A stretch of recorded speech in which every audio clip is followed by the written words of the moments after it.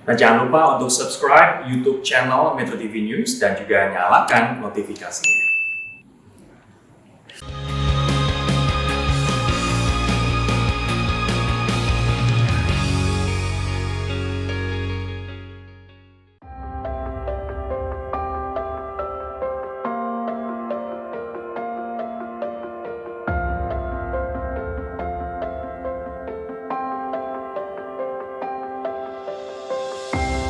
Sampah ini menjadi berkah bagi masyarakat sebenarnya.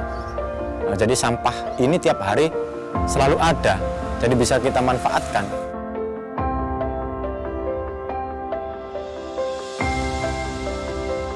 Karena sesungguhnya menurut saya manusia yang berguna adalah manusia yang bisa memberikan manfaat bagi orang lain.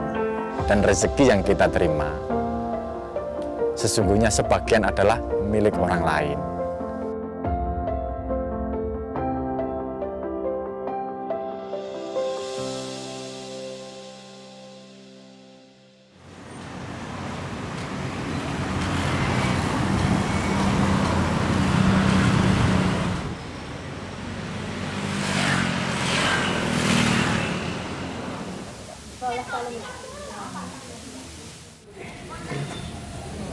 Satu tambah satu.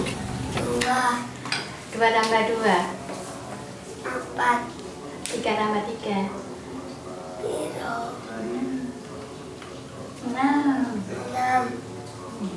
2019 ayahnya meninggal. Sejak itu dadi ayah mbek ibu. Ndak karu-karuan wis ngedeweni aku wisan kan kayak ndolek gaya anak loro iku ngarakno kuat.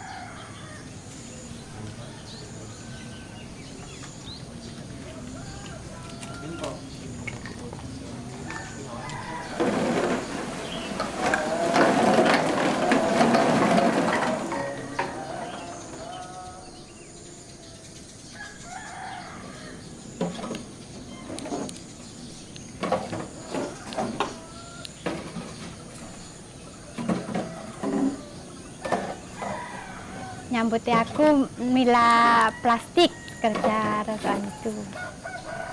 Rizky, belajar sing pinter. Biar cita-citae mek tercapai ya. Biar ibu sing ndalek duit.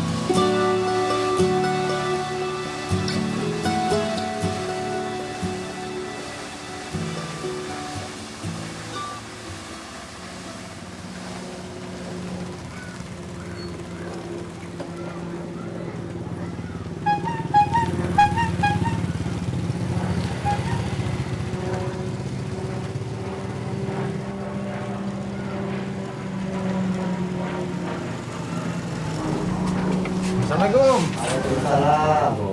Bapak kok maskernya nggak dipakai? Barusan minum, Nah, Pak. kalau sudah selesai minum, maskernya dipakai kembali, nggih. Oke. Nah, kita kan nggak tahu kontak dengan siapapun di sini, karena kan banyak orang luar ngopi di sini. Nanti kalau jenengan nggak pakai masker, nah, bahayanya nanti bisa tertular virus corona. Kasihan anak keluarga, nggih. Ya, dipakai dulu. Pak, kula nggak ada sampah Sampah napa nih? plastik. Oh, sampah plastik. Nggih. Sampun dipilah. Sampun. Sampun. Monggo, Bun. Purun langsung kula betos sakniki. Kin nyampe ngoten. gudang, kula timbang. Oh, Bijing nggih. pas kula sambang mriki malih, kula sukani artone terus pundi. Oh, nggih, nggih.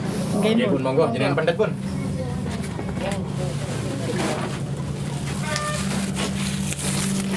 Oh, iki.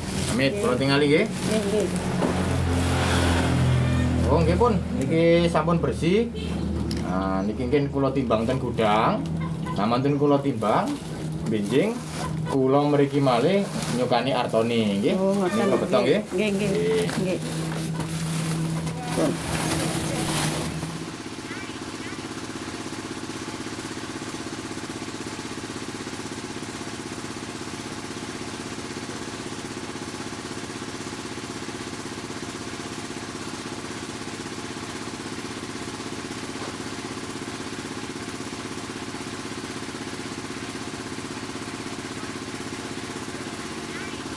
Sampah ini sebenarnya memiliki nilai ekonomis, namun kebanyakan masyarakat kita masih belum memahami maupun bisa mengerti tentang nilai ekonomis yang ada di sampah ini.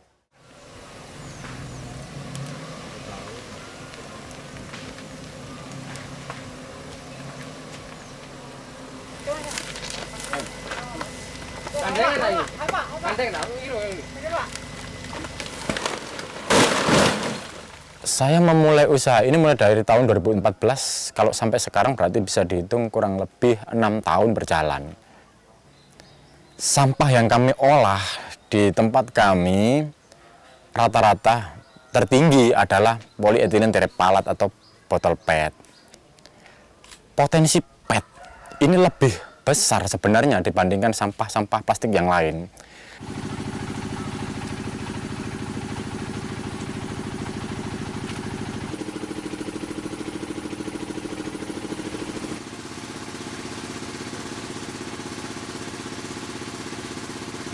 Dalam hal untuk rekrutmen karyawan, saya memprioritaskan masyarakat yang non-produktif. Rata-rata kalau di sini adalah usia di atas 50. Prioritas saya adalah kaum marginal maupun janda-janda yang sudah sepuh atau sudah tua. Jadi di sini saya ingin memberikan sesuatu yang bernilai, atau saya ingin membagi rezeki tanpa harus merendahkan martabat seseorang.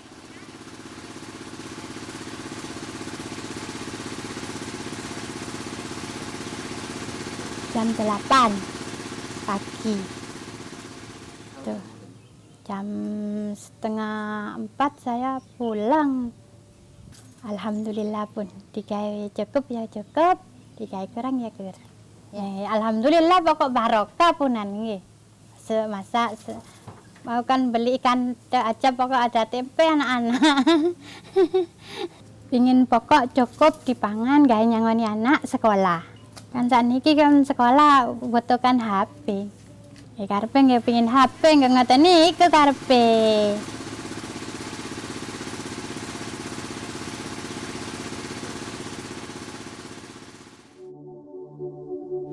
Omset rata-rata yang kami terima dari usaha daur ulang sampah plastik ini sebenarnya cukup lumayan besar, kisaran antara 250 sampai 300 juta per bulan.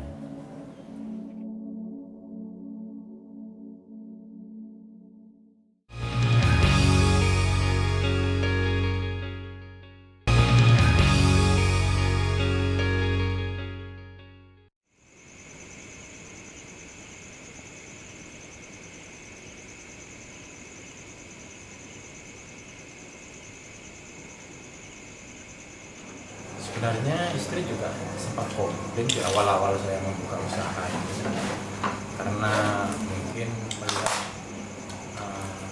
itu padatnya jam dinas, harus membagi waktu dengan keluarga, juga membagi waktu dengan usaha ini. Tapi lama-lama istri pun mendukung dan setuju.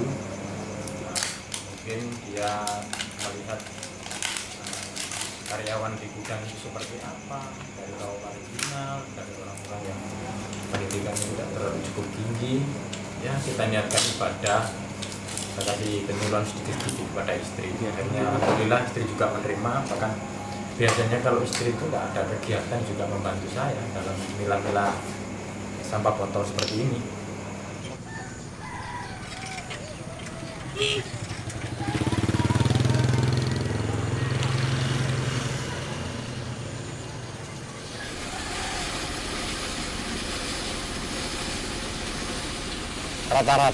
dalam 1 bulan, sampah yang kita terima, terutama sampah plastik, itu rata-rata mencapai 40-50 ton dalam 1 bulan. Nah, untuk proses daur ulang di sini, itu semua bisa didaur ulang, asalkan itu sampah plastik. Nah, kita nanti akan berkoordinasi dengan industri-industri, nanti kita setelah mencukupi tonase, kita akan kirim ke pabrik-pabrik atau industri-industri konverter, untuk dibuat biji plastik atau peletan ataupun jadi produk jadi. Omset rata-rata yang kami terima dari usaha daur ulang sampah plastik ini sebenarnya cukup lumayan besar, kisaran antara 250 sampai 300 juta per bulan.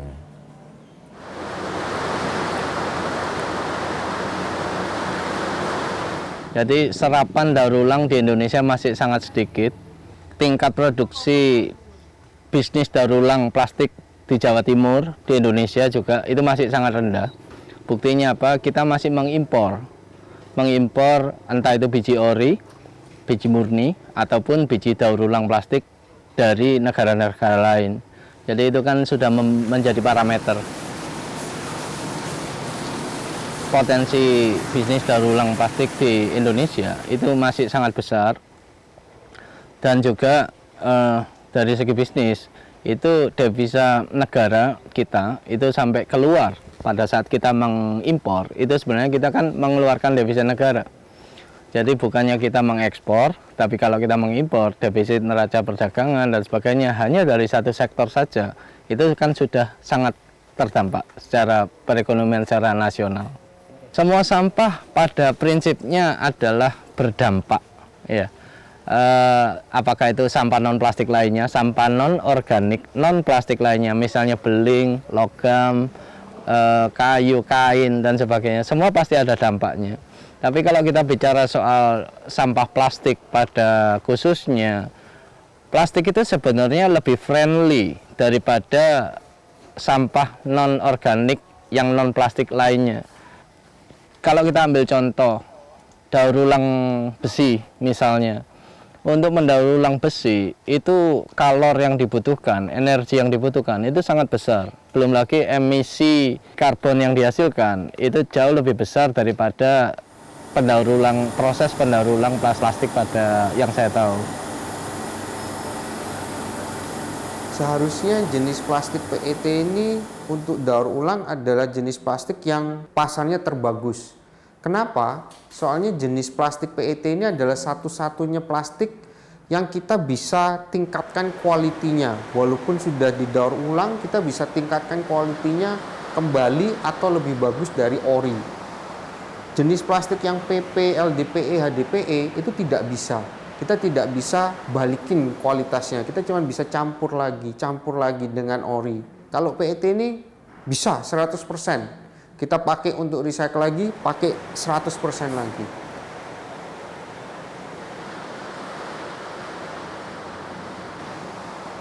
Yang paling besar kita jadiin fiber. Fiber itu bisa dijadiin sebagai isi bantal, bisa jadiin isi selimut, bisa jadiin benang, bisa dijadiin geotekstil, non-woven, macam-macam. Habis itu kita bisa jadiin strapping band. Terakhir produk kita yang terbaru kita jadiin karung, kita jadiin shopping bag. Jadi ada beberapa produk kita seperti fiber itu kita jual di dalam negeri 80-90%, kita ekspor cuma 10%. Geotekstil itu untuk jalan raya 100% kita jual di lokal. Strapping band kita jual di lokal 100%. Terus untuk shopping bag, karung, untuk karung kebanyakan dijual di lokal, untuk shopping bag kebanyakan kita ekspor. Kalau diekspor terutama di Jepang, Eropa, Amerika, mereka peduli terhadap recycle. Jadi orang kalau disuruh pilih, ini dari recycle, ini dari ori, mereka akan pilih yang dari recycle. Harga lebih mahal pun mereka akan pilih untuk recycle. Di Indonesia ini kelihatannya masih kurang ya, orang-orang untuk mencintai recycle ini masih kurang, belum terlalu peduli terhadap recycle, tidak seperti di Jepang, Amerika, Eropa.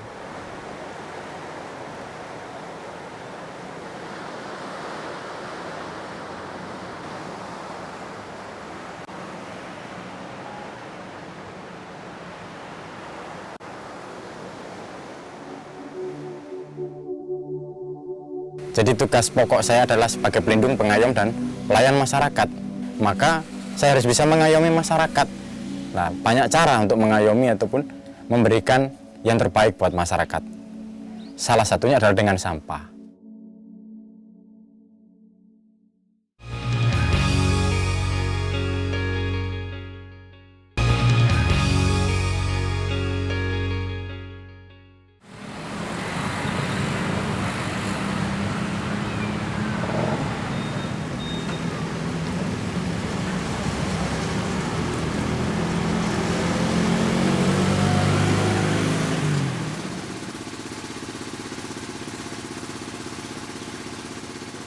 Buat saya, polisi itu adalah sebuah profesi, juga panggilan jiwa.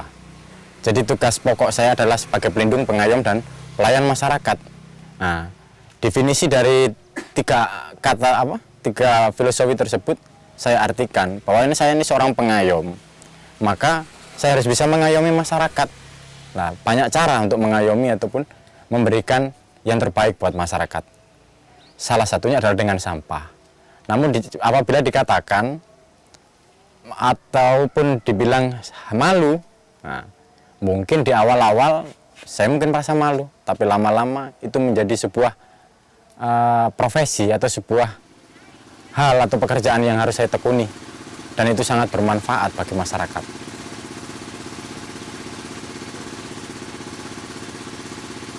Masyarakat di sini sangat mendukung dengan berdirinya usaha daur ulang sampah plastik ini, dikarenakan masih banyaknya masyarakat yang istilahnya dari kaum marginal maupun dari menengah ke bawah.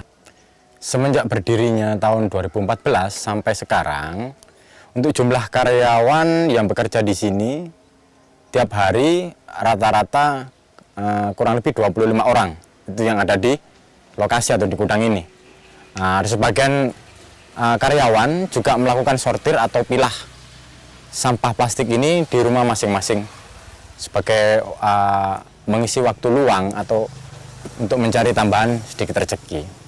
Sampah ini menjadi berkah bagi masyarakat sebenarnya. Jadi sampah ini tiap hari selalu ada, jadi bisa kita manfaatkan. Otomatis semakin tahun saya sendiri berharap semakin banyak para pelaku daur ulang sampah plastik ini. Yang saya tahu dan juga teman-teman pelaku daur ulang plastik tahu lainnya, rata-rata sektor usaha daur ulang plastik itu banyak sekali kaum marginal yang terlibat di dalamnya. Jadi dengan industri daur ulang plastik ini dengan sendirinya banyak sekali kaum marginal yang terlibat dan bergantung di sektor usaha ini. Jadi kalau kita sama-sama ketemu bagaimana caranya supaya meningkatkan tingkat daur ulang plastik di Indonesia, itu dengan sendirinya serapan atas tenaga kerja, efek sosial, multiplier efek lainnya itu sangat terserap. Jadi harapan saya kalau kita sama-sama bisa meningkatkan tingkat daur ulang plastik di Indonesia, dengan sendirinya banyak mulut yang bergantung di sektor ini.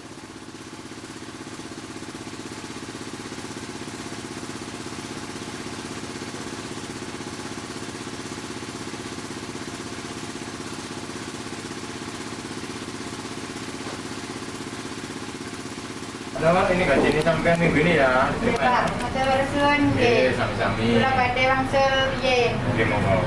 Terima kasih, Pak. Iya.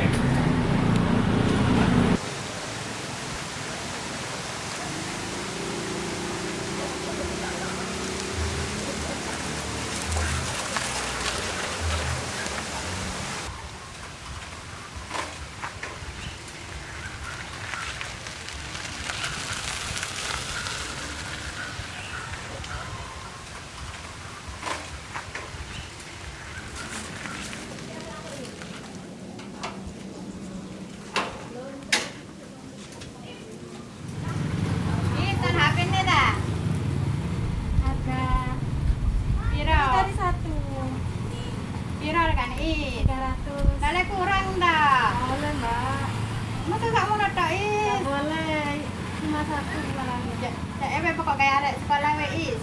Ya. Teman ya. Ya, makasih.